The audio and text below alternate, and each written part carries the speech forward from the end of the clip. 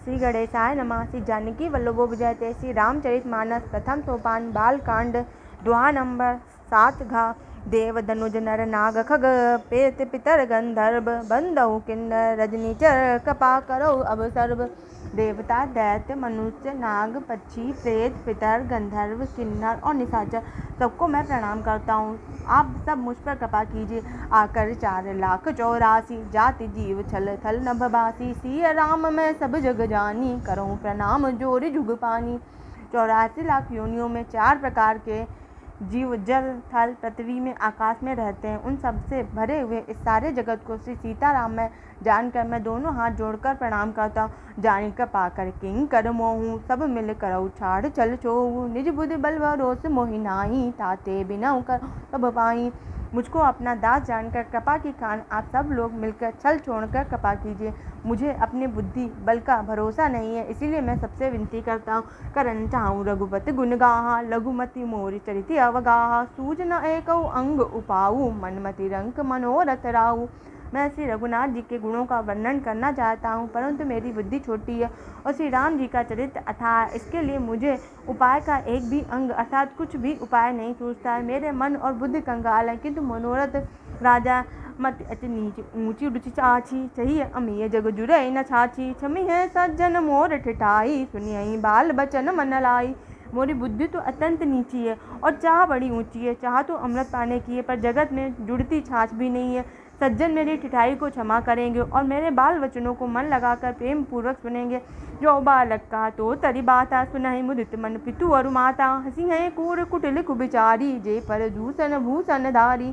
जैसे बालक जब तोतले वचन बोलता है तो उसके माता पिता उनसे प्रसन्न मन से सुनते हैं, किंतु क्रूर कुटिल और बुरे विचार वाले लोग जो दूसरों के दोषों को ही भूषण रूप से धारण किए रहते हैं अर्थात जिन्हें पराये दोष ही प्यारे लगते हैं, हंसेंगे।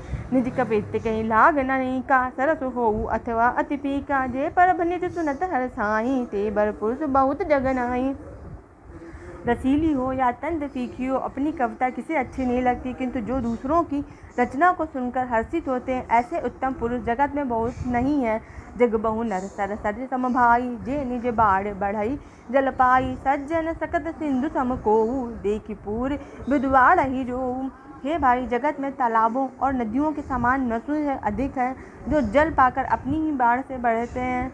समुद्र सा तो कोई एक विरला ही सज्जन होता है जो चंद्रमा को पूर्ण देखकर उमड़ पड़ता है।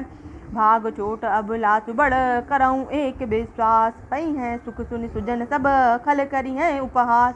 मेरा भाग्य छोटा है और इच्छा बहुत बड़ी है, परंतु मुझे एक विश्वास है कि इसे सुनकर सज्जन सभी सुख पावेंगे और दुष्ट हंसी उड़ावेंगे। खल परिहास होय हित मोरा काक कहीं कल कंठ कठोरा। हंसई एबक दादुर चात कहीं हंसई मलिन खल बिमल बत कहीं।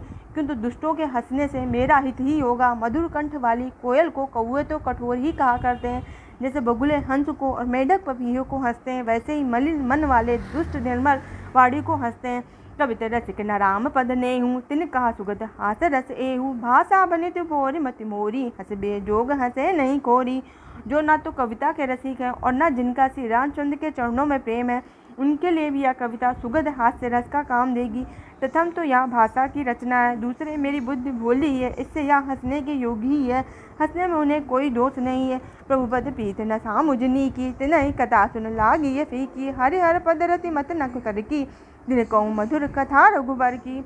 जिन्हें ना तो प्रभु के चरणों में प्रेम है और ना ही अच्छी समझ ही है, उनको यह कथा सुनने में फीकी लगेगी। जिनकी श्री हरि और श्री हर के चरणों में प्रीति है और जिनकी बुद्धि कुतर्क करने वाली नहीं है, उन्हें श्री रघुनाथ जी की यह कथा मीठी लगेगी। राम भगति भूषित जिय जानी सुनिय सुजन सराहि सुभानी। कब न हो नहीं बचन प्रभुनु सकल कला सब विद्याहीनु। सज्जनगण इस कथा को अपने जी में श्री राम जी की भक्ति से भूषित जानकर सुंदर वाणी से सराहना करते हुए सुनेंगे। मैं न तो कवि हूँ, न वाक्य रचना में ही कुशल हूँ, मैं तो सब कलाओं तथा सब विद्याओं से रहित हूँ।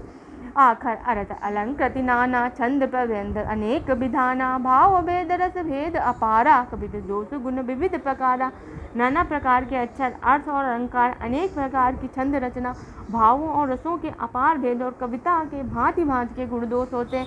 कवित विवेक एक नहीं मोरे सत्य कहूँ लिख कागद कोरे।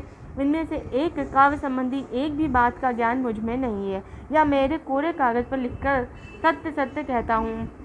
बनीति मोर सब गुण रहित, विश्व विदित गुण एक, सो विचार सुनी है सुमत, जिनके विमल विवेक। मेरी रचना सब गुणों से रहित है, इसमें बस जगत प्रसिद्ध एक गुण है, उसे विचार कर अच्छी बुद्धि वाले पुरुष जिनके निर्मल ज्ञान है उसको सुनेंगे। जय सीताराम। आज हमने दोहा नंबर 7 घा से लेके दोहा नंबर 9 तक की चौपाइयों का अर्थ सहित वर्णन किया है। आगे भी आपको ऐसे ही चौपाइयों का अर्थ सहित वर्णन उपलब्ध कराते रहेंगे। अगर आपको हमारी ये रचना अच्छी लग रही है तो आप हमारे चैनल को लाइक करें, सब्सक्राइब करें। धन्यवाद। जय सीताराम।